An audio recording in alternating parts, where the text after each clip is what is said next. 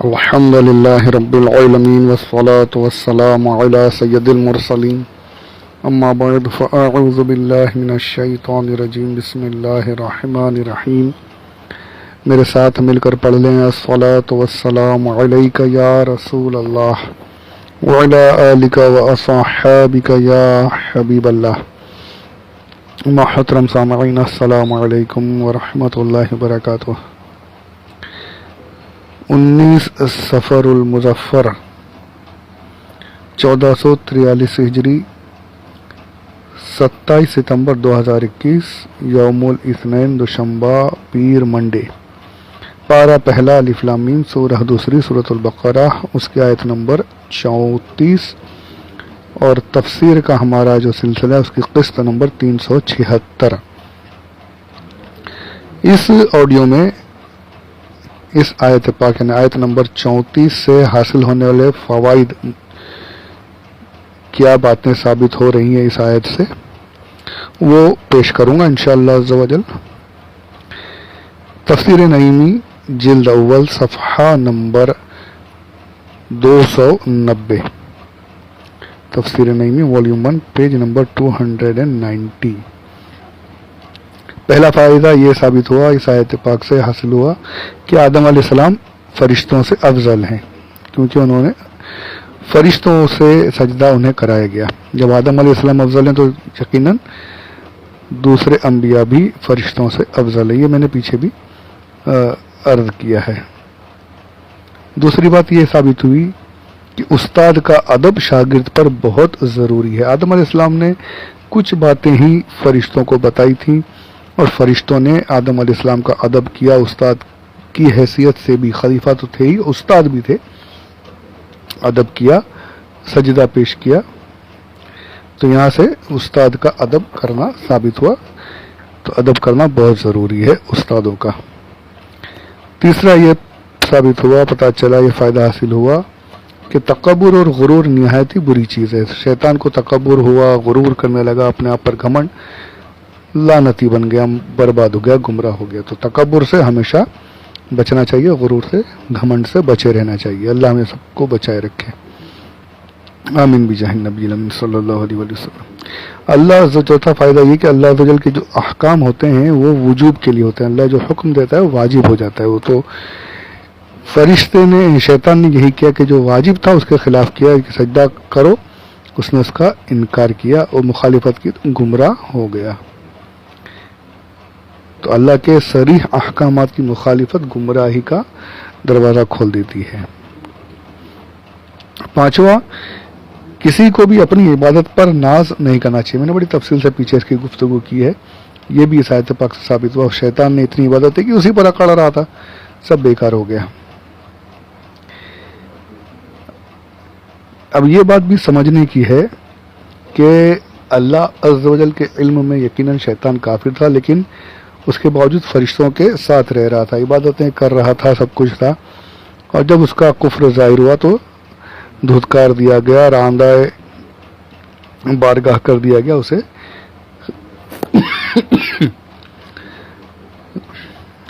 قیامت تک کے لیے اس پر لعنتیں برس رہی ہیں. تو یقیناً اس وقت میں جب وہ عبادتیں کر رہا تھا, فرشتوں کے ساتھ تھا, عزت مل رہی تھی, سب کچھ جنت کے خزانوں پر وہ متمکن تھا, ساری چیزیں تھیں, عزت تھی اس کی. اللہ جانتا تھا حقیقت کیا, اللہ عز و جل کو پتا تھا. جب اس کا کفر کھلا ساری عزت ختم اور لعنتی بن گیا. تو اسی طریقے سے یہاں پر یہ بھی ثابت ہوا کہ حضور اکرم صلی اللہ علیہ وآلہ وسلم کے دور میں منافقین حضور صلی اللہ علیہ وآلہ وسلم کے ساتھ میں تھے, ساتھ میں رہتے, اٹھتے بیٹھتے, نمازیں تک پڑھتے حضور کے پیچھے, پر نفاق سے باز نہیں آتے تھے, نفاق کرتے تھے. اس کے باوجود حضور صلی اللہ علیہ وآلہ وسلم ان کو صحابہ کے ساتھ میں رہنے کی اجازت دے رہے تھے, ساتھ میں رہتے تھے. تو اس سے یہ نہیں کہا جا سکتا کہ حضور کو علم ہی نہیں تھا, معاذ اللہ رب العالمین. حضور کو اللہ کی عطا سے علم تھا کہ یہ منافق ہے, لیکن حکمت کی بنا پر, وقت کے جو تقاضے تھے اور اللہ کے احکامات کی بنا پر حضور خاموش رہا کرتے تھے, انہیں کچھ نہیں کہتے. تو اس سے حضور کی بے علمی لا علمی کی دلیل بنانا اسے یہ صحیح نہیں، غلط ہے۔ اگر ایسا حضور پر کہیں گے تو معاذ اللہ کہ اللہ کو بھی پتہ نہیں تھا کہ شیطان کفر کرنے والا ہے اور پھر بھی فرشتوں کے ساتھ عزت کے ساتھ رہ رہا تھا، معاذ اللہ رب العالمین، تو یہ تو پھر اللہ تک بات چلی جائے گی معاذ اللہ۔ تو یہ حضور کے علم کی نفی کرنا اس بات سے یہ غلط ہے، یہ بھی اس آیت سے ثابت ہوا۔ ایک بات اور یہ ثابت ہوئی، فائدہ حاصل ہوا کہ توحید کرتے رہنا یہ صحیح نہیں، جب تک کہ انبیاء علیہ السلام کی عظمت نہ ہو، انبیاء کی تعظیم نہ ہو، توحید کسی کام کی نہیں رہتی، رحمانی توحید نہیں رہتی، شیطانی توحید بن جاتی، جیسا اس نے کیا۔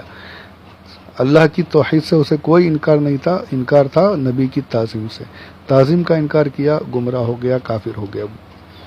تو ویسی توحید اللہ کو نہیں چاہیے، توحید وہ کہ جس میں اللہ کے نبیوں کی تعظیم بھی ہو اور اللہ کی توحید وحدانیت کا پکا ایمان بھی ہو، وہ توحید اللہ کو مقبول ہے۔ اب جب اس نے انبیاء علیہ السلام کی نبی کی گستاخی کی، کفر کیا، ایک گستاخی کی وجہ سے، ایک سجدہ نہ کرنے کی وجہ سے ساری عبادتیں، ساری اس کی ریاضتیں برباد کر دی گئی۔ تو اس سے یہ پتہ چلا کہ انبیاء علیہ السلام کی گستاخی یہ بدترین کفر ہے، بدترین کفر ہے کہ اس سے یعنی انسان چاہے کتنا بھی کر لے، لیکن اگر انبیاء نبی کی کسی نبی کی گستاخی کرے گا، سارے اس کی عبادتیں، ساری ریاضتیں سب برباد، بلکہ کفر کا اس پر حکم ثابت ہو جائے گا۔ ساتویں چیز یہ ثابت ہوئی کہ گناہ کرنا کفر نہیں ہے، گناہ کرنا کفر نہیں، گناہ یقیناً گناہوں کی سزا ملے گی، گناہ کرنے سے جو ہے کہ جو عذابات وغیرہ جو ہیں جب تک کہ اللہ راضی نہ ہو، اگر معاف کر دے تو وہ اس کا رحم و کرم حضور کی شفاعت کے صدقے میں معاف ہو جائے، تو گناہوں کی سزا ہے، لیکن صرف گناہ کرنے سے انسان کافر نہیں ہوتا، گناہوں کو اچھا سمجھنا، گناہوں کو صحیح سمجھنا یہ کفر ہے۔ جیسے میں نے پیچھے کہا تھا کہ کسی چیز کی فرضیت کا انکار کرنا، وہ ساری چیزیں، تو یعنی جیسے کہ یہاں پر بھی گناہ شیطان نے، ہم جو گناہ کرتے ہیں ہم اس پر پشیمان ہیں، ہم ان گناہوں کو اچھا نہیں سمجھتے۔ جتنے بھی بے نمازی آپ ان سے پوچھیں، اگر بات کریں تو بولیں گے نہیں ہم نماز نہیں پڑھتے، ہم بہت برا کرتے ہیں، ہم غلط کرتے ہیں، ہمیں اس پر پشیمانی پر ہم نہیں پڑھتے، عادت نہیں، یہ گناہ کی بات ہے۔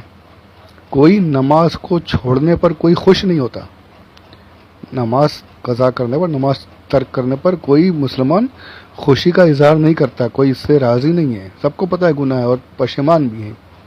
تو ہم اتنے سجدے نہیں کرتے، اس کے باوجود ہم مسلمان ہیں، کیوں؟ کیونکہ ہم اس پر شرمسار ہیں، اور اس نے ایک ہی سجدہ نہیں کیا، ایک ہی سجدہ نہیں کیا، ہم اتنے نہ کریں تو بھی مسلمان، اس نے ایک نہیں کیا اس لیے کافر ہو گیا۔ کیوں کافر ہوا؟ کیونکہ اس نے جو کیا، ہم جو سجدے نہیں کرتے ہم اس پر شرمسار ہیں، اور اس نے جو سجدہ نہیں کیا تھا اس پر اس سے انکار تھا، ہم شرمسار ہیں، وہ انکاری ہے، اس نے اس سجدے کا انکار کیا تھا، اس سجدے کو، اس کی حقیقت کو، اس کے جو اہمیت تھی اس سے اس نے انکار کیا تھا، اس انکار کی وجہ سے وہ کافر ہو گیا۔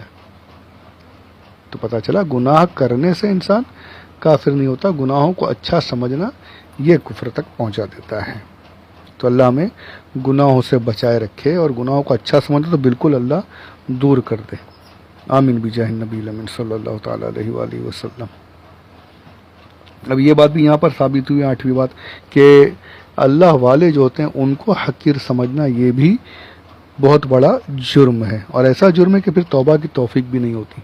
شیطان نے وہی کیا کہ نبی کی تعظیم سے انکار کیا، انہیں حقیر جانا، انہیں مٹی کا کام ہے، آگ ہوں، وہ حال ہوا کہ توبہ بھی نصیب نہیں ہوگی۔ پیچھے میں نے واقعات بھی پیش کیے کہ اسے توبہ، اسے موقع بہت ملے، میں نے جیسے وہ جو واقعات کہے آدم موسیٰ علیہ السلام کے اور نوح علیہ السلام کی باتیں عرض کی، اس میں پھر ایک موقع اسے اور بھی دیا گیا تھا کہ روایتوں میں آتا ہے کہ قیامت قائم ہونے کے بعد جنت میں، جہنم میں جانے کے بعد بھی کئی سالوں کے بعد اسے پھر سے جہنم سے نکالا جائے گا اور کہا جائے گا کہ اب سجدہ کر دے آدم کو، تب بھی یہ انکار کرے گا، تو پھر یہ آخری موقع تھا، پھر اسے دوبارہ جہنم میں ڈال دیا، اور اب ہمیشہ کے لیے فنا فی النار، پھر جہنم میں رہے گا۔ انہیں یہ اتنی عقل تھی اس میں کہ جلنے کے بعد بھی یہ سجدے سے انکار کرتا رہے گا، توبہ کی توفیق ہی نہیں ہوگی۔ کیوں؟ کیونکہ اس نے اللہ کے پیارے نبی کی گستاخی کی ہے، انہیں حقیر سمجھا ہے۔ تو اللہ والوں کو حقیر سمجھنا، یہ اپنے آپ کو ہمیشہ کے لیے برباد کرنا، توفیق بھی توبہ کی نصیب نہیں ہوتی۔